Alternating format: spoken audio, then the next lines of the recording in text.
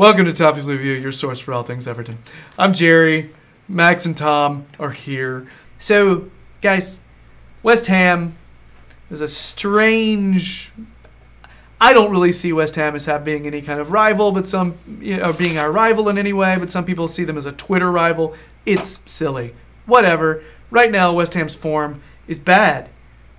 They've lost a lot. End of description. They've lost a lot of games, okay? They brought in a lot of players. A lot of people are comparing it to what we did last season. Big overhaul, new manager, all that stuff, all right? So at this point now, I'm going to turn it over to Max, who has more experience. He's been talking with a gentleman from a West Ham podcast. Yep. Max, what can you tell us about West Ham at the moment, their danger men, possible lineup, all that stuff? Yeah, I was on Hammer's chat last night with Gio, who's a guy who runs the thing there. And although obviously they've lost all 4 games so far in the league, there was a calmness about them. And as you say, we can relate to that in that football is this game. You've got to give things time. You can't be, unless you're Chelsea, which it's kind of in their ecosystem to be the hire and firing type of club. But with West Ham, obviously, they brought in Manuel Pellegrini, he's a manager who has got winning in his DNA. You might dispute him, obviously, because when he was at Manchester City, it was kind of a machine that drove itself in that sense because they've got such good players. But I, for one, I don't think the business that West Ham have done has been bad. They brought in a lot of players that would go straight into a first team in the Premier League. Yarmolenko being one, he's finally going to come to Goodison. Felipe Anderson from Lazio, Issa Diop as well. That was someone that Gio mentioned from Toulouse. He's only a young lad, 23 years old, at centre back, and he looks like a really strong player. He looks like to be the only one really that hasn't let them down so far. Like Jack Wilshere, who also got brought up. When they've come in, they haven't hit the ground running. And as I say, this kind of period of transition where everyone's trying to get used to things. Add to that the discomfort the fans feel towards their board at the minute, and the whole scenario surrounding the London Stadium. It's a very toxic atmosphere, I'd say, around the club. And hopefully, fingers crossed, Everton can make full advantage of that. As far as Diop goes, I know we were actually connected with him because we were connected with every player, all the players. But apparently, he kind of had some kind of inexplicable defensive decision last week that kind of cost them a goal. Yeah. So it's sort of, with a young player, I'm assuming you're just going to get that.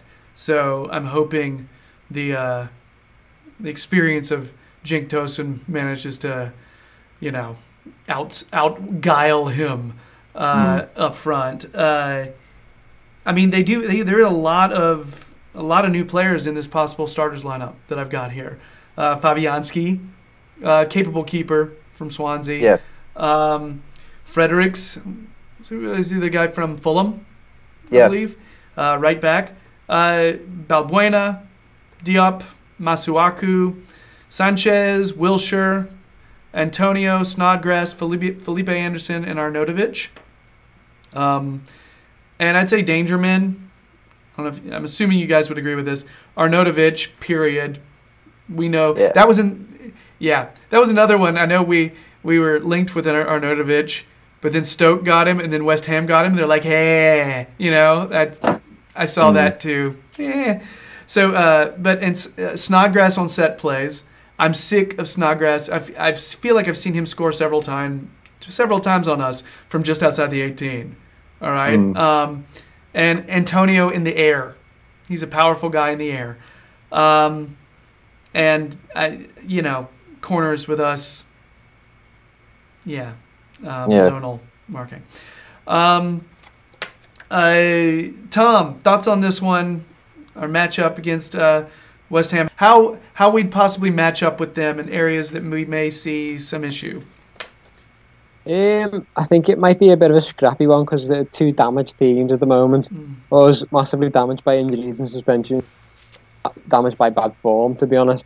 I think they've got a good, like you read out the players there, they've got some good players there, and I don't know if they're not gelling or something, but that's a good squad. And it's mad how they just had such a bad start to the season. But they've got a few tall players, so I can see them bagging against us with zonal marking.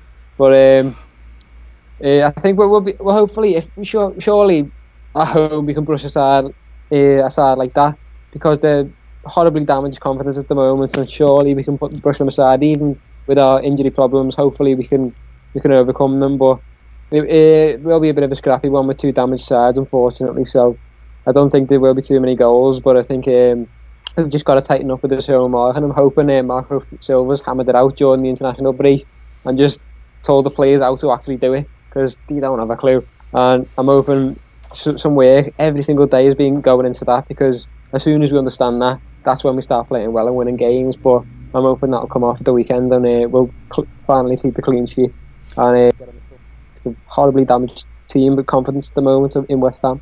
I mean, because we're providing goals, we're scoring goals, and we're leaking silly stuff that is totally preventable. It's not like if we change our style of play, we'll prevent less goals. That's not the issue. It's just dumb.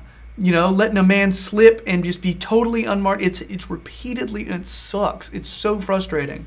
But you're right.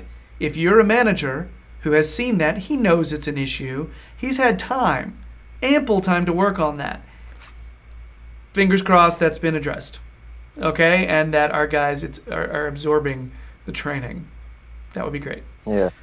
Prediction time. Guys, what is going to be the score in this one? Tom, what do you think? I'd love to say a win against the team who are bottom of the table at home, surely. But I've just said, I'm going to have to stick with the one I just said to the guy. So then I've just said 1-1. And got a bigger stick for it, because at home against West Ham, you've got to be predicting a win, really. But I can just see it being a scrappy one, because we've got so many players out injured, and we've got a little bit of weakness there at the moment, and I feel like we might concede early from zonal marking and struggle to get back once they sit deep. So we might get a goal back, but I've predicted 1-1, unfortunately. I'd love to be more optimistic, but that's what I've gone for. Well, Tom, you don't have to tell people what they want to hear. You're trying to get it right. You're trying to be honest, so that's allowed. But Max, it's your turn, and let's try to be positive sometime, since Tom's...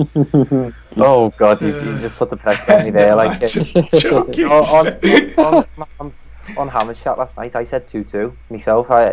It's been one of these games, West Ham, both at home and away. It can't, we've traded wins over the last few years.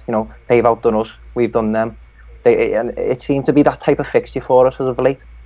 I miss the days of seeing Lukaku just turn up against them and score a hat-trick or a brace or something like that. And as Tom says, they are both teams going through a period of transition, and I can see it possibly clashing and being a bit scrappy. Fingers crossed, that home advantage.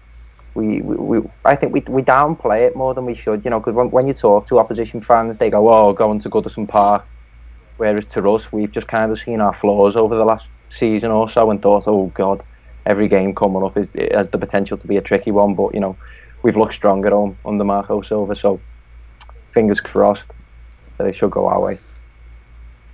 So I am in the minority, apparently, picking a win.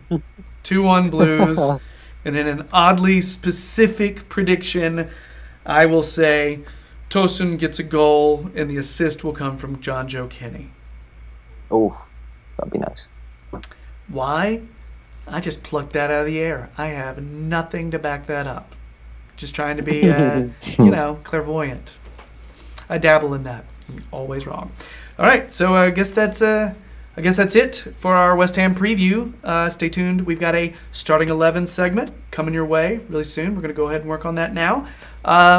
If you're digging the videos, please subscribe. 1140-ish subs right now. So, tell your friends, like, subscribe, comment. I know a lot of people watch the videos that don't subscribe. Subscribe, please. We'd appreciate it. Yeah, and then you'll have this little button on your YouTube, and you click it, and it'll be with you'll see all of our videos. It'll be really easy to find. Yeah, so you won't have to search for it. Just saying. Check out these guys where they appear. They both have some pieces coming up for the Toffee Blues website, but you can also check them out in other places. Check their Twitter accounts for that. You can see the information down below their faces. So, yeah, check that. And I think that's it for now. We're going to go talk about the starting 11. So, yeah, bye.